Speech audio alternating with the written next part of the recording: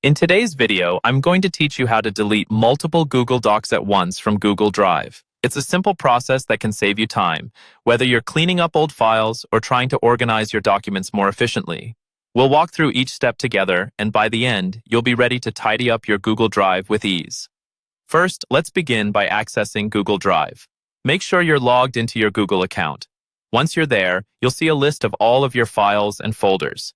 Now, to locate your docs, you can either find them directly in the main section or use the search bar at the top for quicker access.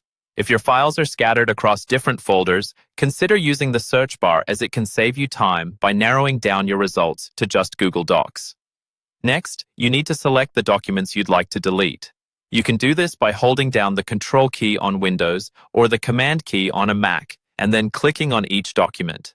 This allows you to select multiple files at the same time. If all your documents are in a row, you can simply click the first file, hold down the Shift key, and then click the last file to select everything in between.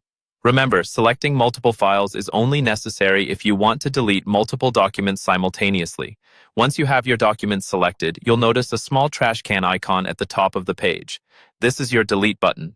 Click on this icon and a prompt will appear asking if you're sure you want to move these documents to the trash. Confirm your choice, and your selected files will be relocated to the trash. It's important to know that deleting files from Google Drive sends them to the trash. They won't be permanently removed until you clear the trash, so if you change your mind or accidentally delete something, you can always restore it.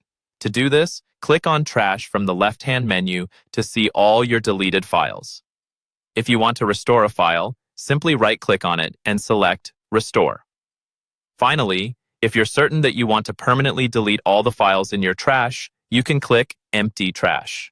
This step is irreversible, so make sure you no longer need any of the documents. Otherwise, they can stay in the trash folder and Google Drive will automatically delete them after 30 days. And that's it. You've now learned how to delete multiple Google Docs at once from Google Drive.